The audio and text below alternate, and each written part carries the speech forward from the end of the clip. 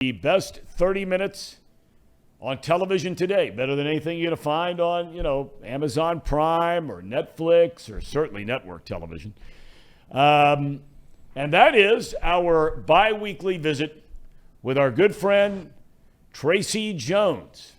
Oh, that's right, Tracer. You're down in Florida on this second vacation within the last, 2 weeks?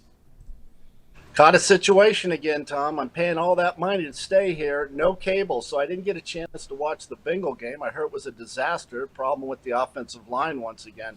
And then I'm too far away from the water, as you can tell. I mean, I thought I was going to be a lot closer, and I'm probably, 20 yards, to the water. It's one thing after another. And I'm not a complainer at all.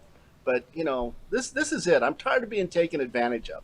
But when you say that, Tracy, and you talked about, for those that weren't with us, you were at a 6-star. I've never heard of a 6-star, but you were at a 6-star resort down in Mexico, Cancun, I think it was.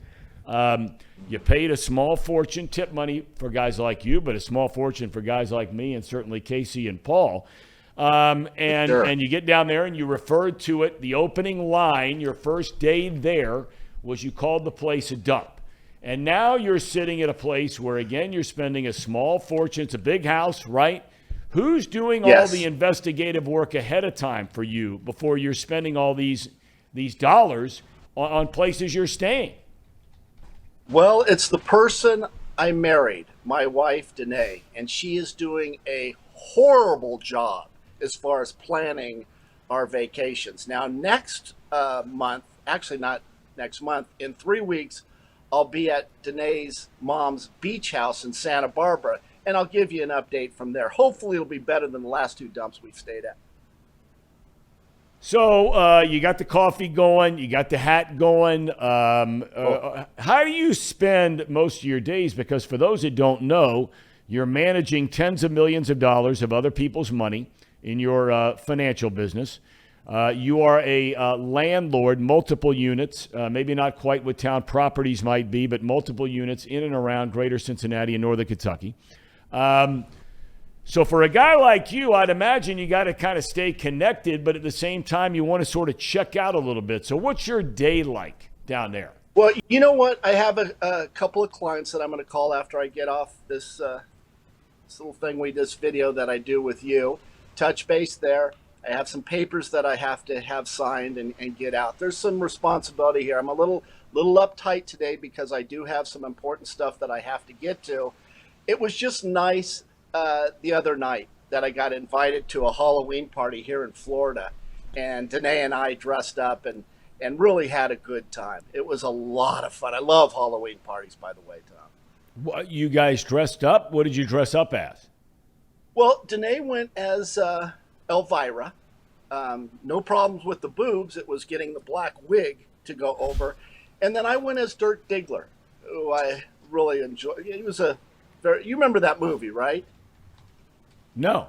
What movie is that? Oh, never mind. It was never mind. Google it, Tom. Google it. It was the story of John Holmes. Do you remember that guy? Yeah, well, now I do know that name. You really are clueless, aren't you? Who's more I really clueless? am. I really am. Ham and Eggers. Speaking of, say good morning to Casey and Paul. Fellas, Tracy down in Florida. Morning. How's it going? Good morning. Hey, listen, I'll tell you what, and just to serious up, because, Tom, I know you like to talk baseball, and that's why you have me in.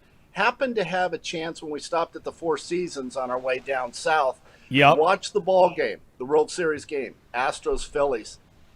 Baseball is the best game going. Love it. But it's a game that you really have to sit and watch and analyze. It's very cerebral.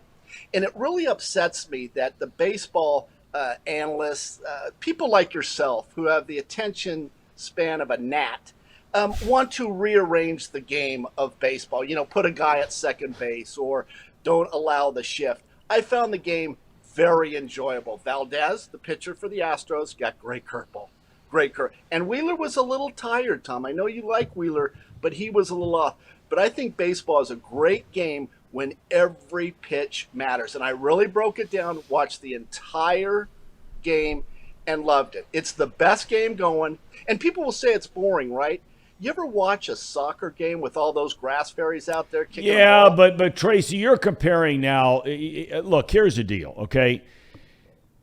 You know you're really reaching to go to bat for baseball when you're comparing baseball to soccer.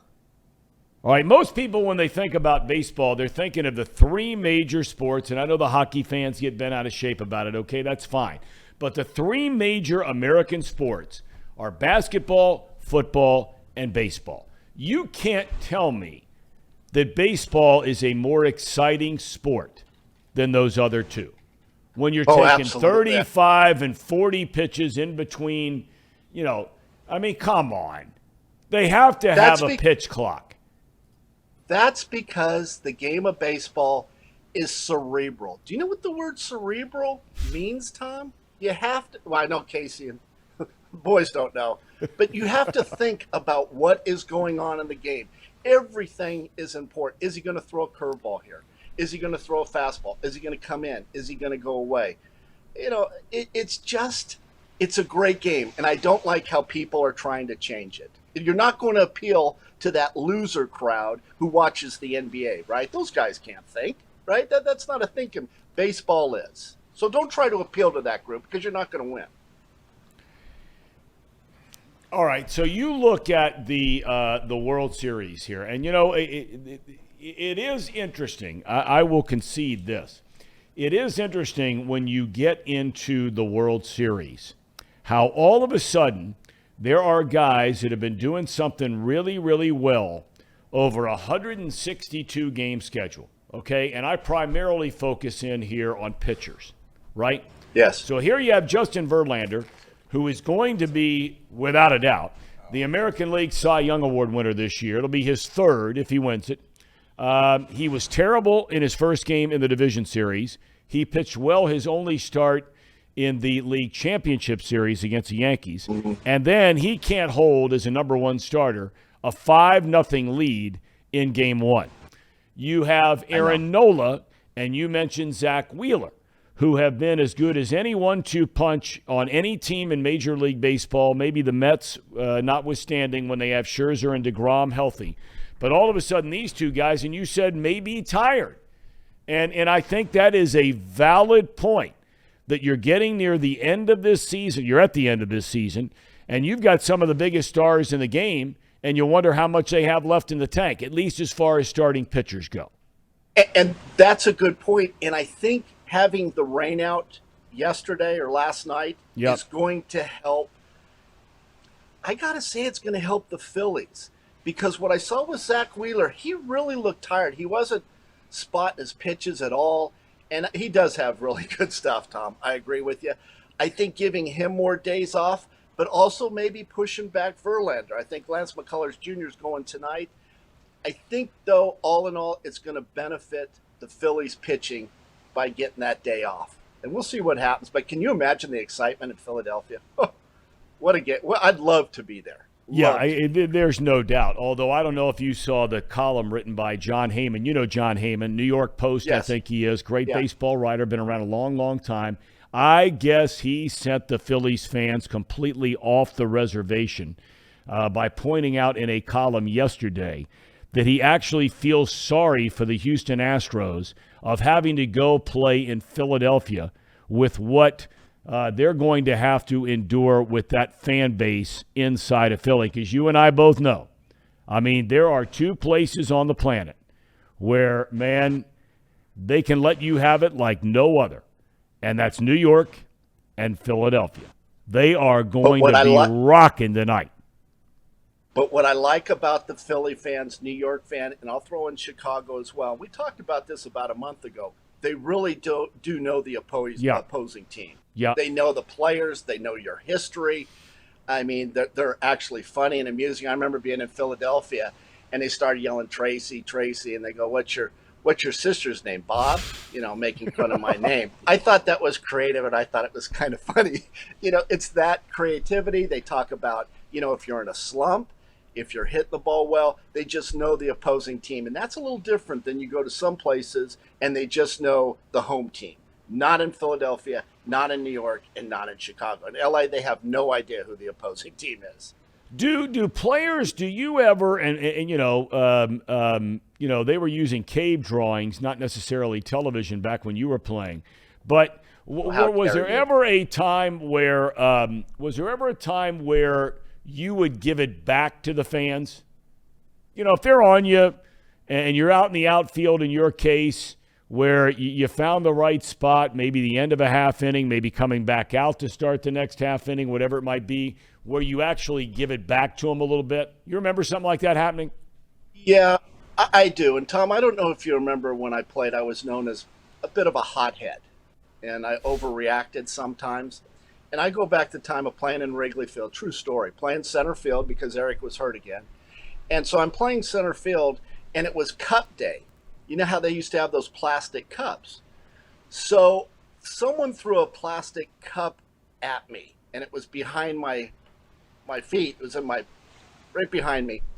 And as Thom Browning went to pitch, I picked up the cup and I winged it into the stands. And you know how center field didn't have any people in it, right? It was empty.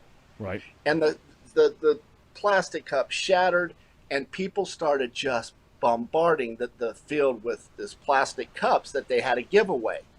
And they had to stop the game.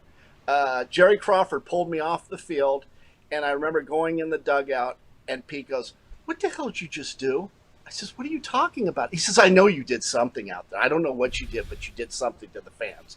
And they had to take 10 to 15 minutes and clear all the cups from the field. That's a But true what about saying something back to one of the fans?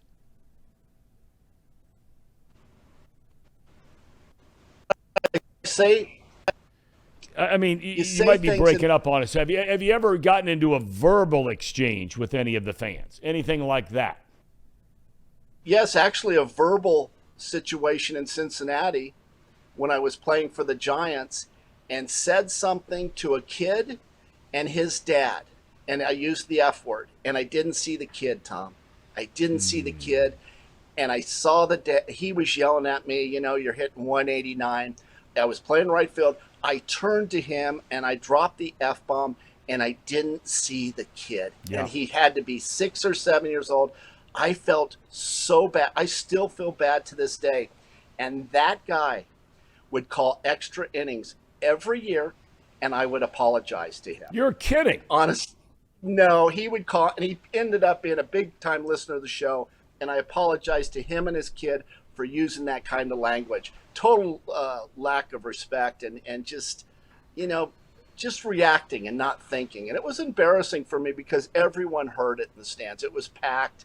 I was frustrated, and I took it out on this fan, and to embarrass myself in front of some young, just watching maybe his first or second game and using that kind of language, I do have boundaries, and I crossed one there. Okay. All right. But at least you apologize for it. You've had a chance to talk to the guy. That's very nice when you have that opportunity to sort of make amends and apologize and hope that people can be forgiving. And it sounds like he was. And so that's good stuff. But I was starting to ask you about the rest of your day. Being a Southern Californian, you were a great baseball player, great football player, great basketball player, all of those things. Were you ever a great surfer? And do you take any of that with you on the road when you go to some of these places you've been visiting and currently are at right now? I did surf. I had a Weber surfboard, if you go back that far. The only problem is, Tom, I can't swim. I'm a very poor swimmer. I hate to admit that. I can run, I can jump, but I cannot swim. So being a surfer, I had to really be careful I didn't go out too deep. But I was one of those up at 5 o'clock and go out there and surf, catch a couple of waves, maybe hang 10 or 12. I was so good, I would hang 12 and then call it quits.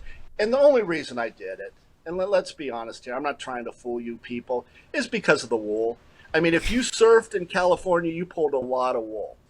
Paul and Casey have no idea what the hell I'm talking about. But yeah, I surf because of girls. Did you have any friends like Spicoli? First of all, did I have any friends? Not many. Okay. Does that surprise you? No, not at all, in the least bit. But did you have any You know friends what? like Spicoli? Because there were dozens of those like in every high school in Southern California, right? You know what? I didn't have friends like that. I didn't have dope smoking burnout friends like that. My friends were athletes. And I'm going to be honest with you, you had the guys that were the cool guys, which I didn't hang out with. But then you also had the dope smokers, and I did not hang out with Spicoli. That would be too much for me. Athletes don't hang out with those people. I mean, you didn't hang out with those guys, right? Actually, I did. They were my closest friends when I was growing up. They were my closest friends, but that's okay. I mean, it's no big deal. You grow up and you learn that maybe I might actually still hang out with some of those guys now that I think about it. Tracy, we asked you last week because we knew we weren't going to see you until on Tuesday. But we told you last week that Casey was getting the keys to his new house yesterday. So, right. We were asking for a little advice, whatever it might be. Well, it turns out Casey decides, yes, he got the keys. He didn't move in yesterday. He is moving in tonight.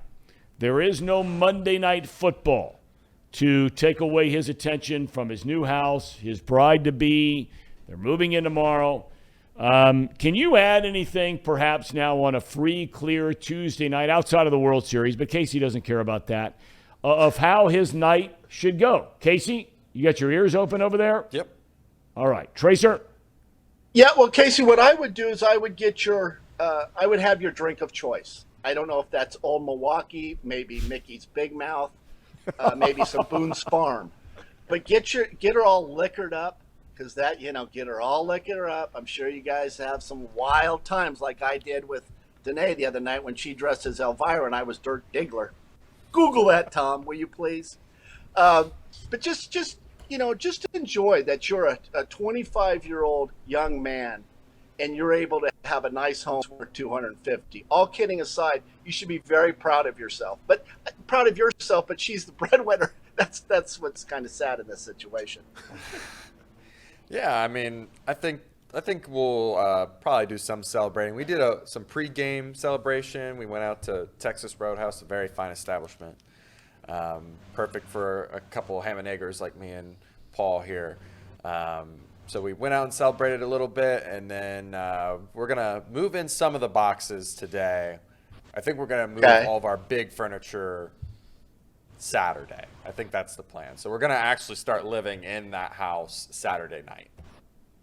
Now, the Texas Roadhouse, is that like Ponderosa or Golden Corral? It's kind of like that, but yeah. it's they have them all over, and I understand they're really good. They are really good. What do you get there?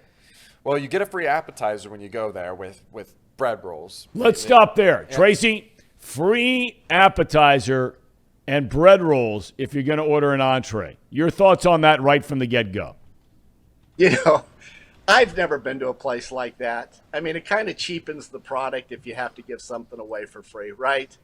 I mean, you want an upcharge.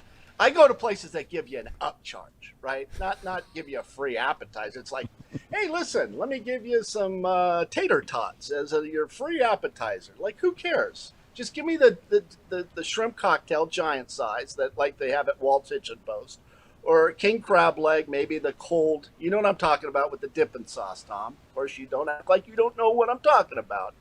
But I do like tater tots too. I got to tell you, I love tater tots. But go ahead. No, just the whole going to a place like that. That's high end for you, Casey? It's nice. It's nice. It's nice, but that's all you know.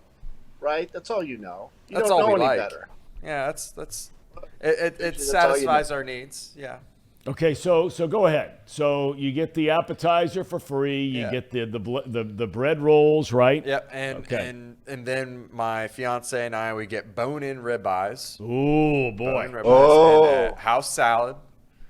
Yep. And we get some fries or some tater tots or some baked potato skins. What kind of dressing do you get on your salad? Ranch. Oh, ranch. Yeah. Ranch is very common. Yeah. Yeah.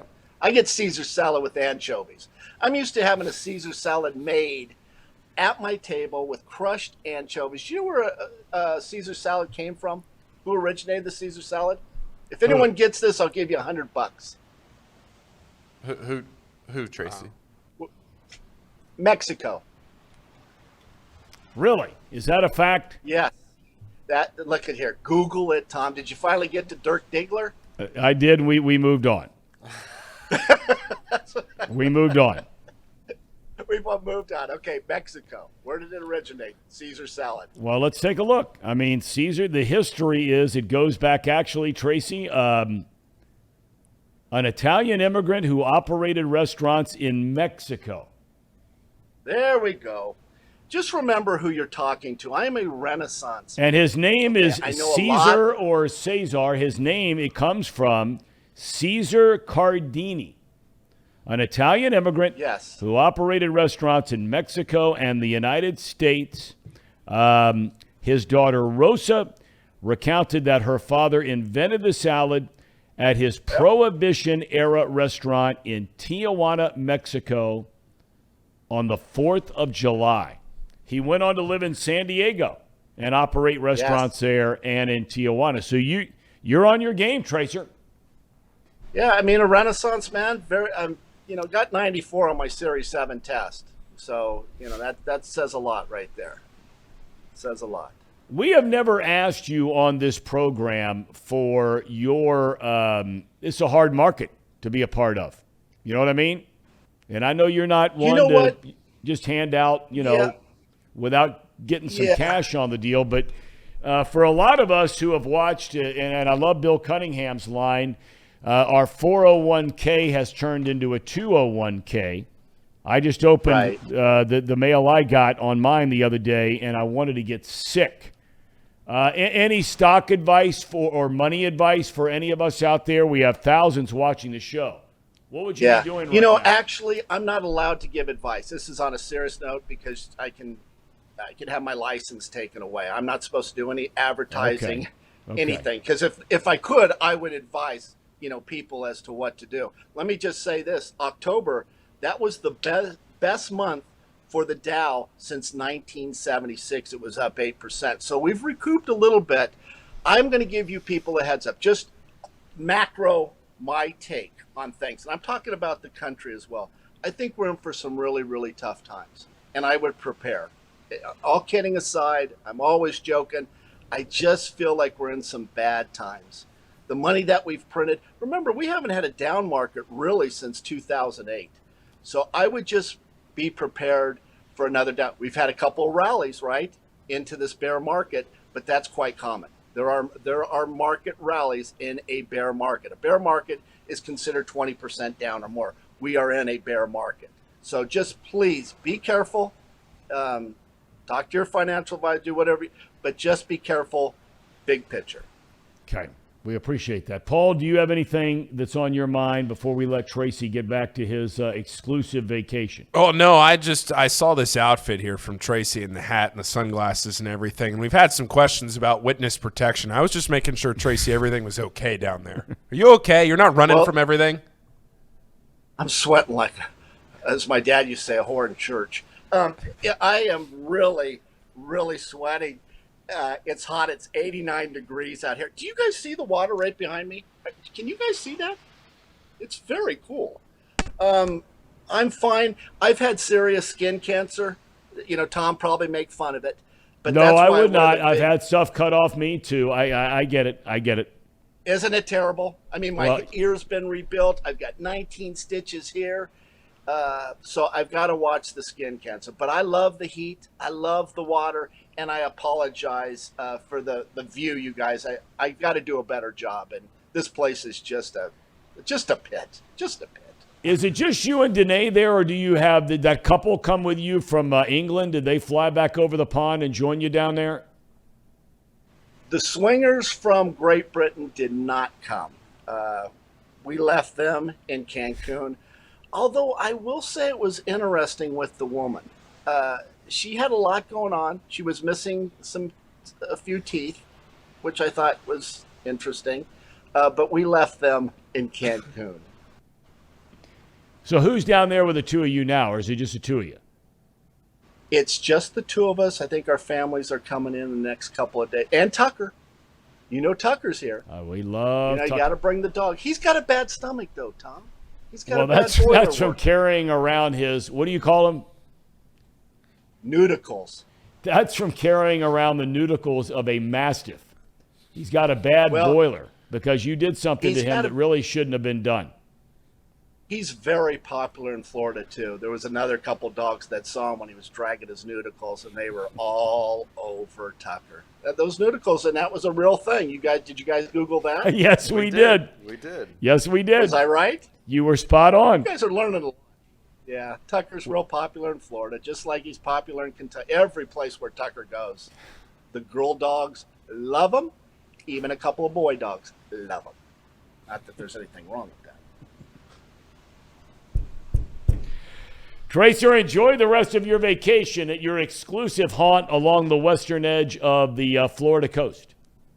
And let me just say, the Bengals, they got to do something about that offensive line. I didn't get a chance to watch the game because my cable's out. You spend $10,000, you think you'd get cable. But they've got to do something about that offensive line. They got to spend some money on that offensive line next year, don't they? Well, the problem, yeah. I agree. I agree, Tracy. I agree. Jeez. Spend some money. All right, fellas, tell Tracy goodbye. Bye, Tracy. Tracy, enjoy your week. See you, Paul. You guys take it easy. All right, Tracy. By the way, one more thing. Yeah. You guys are doing a great job. Thank you. Thank you, Tracy. We appreciate that. They're on their game. We're trying. That Tracy means Jones. absolutely nothing. Glass half full kind of guy is a Tracer. That's why we love him. Glass half full kind of a guy. So we thank Tracy Jones for his time, and he's back to his vacation. I mean, look at him. He's looking good. Yeah. Always looking is. good. Always is. Always looking We good. love the Tracer.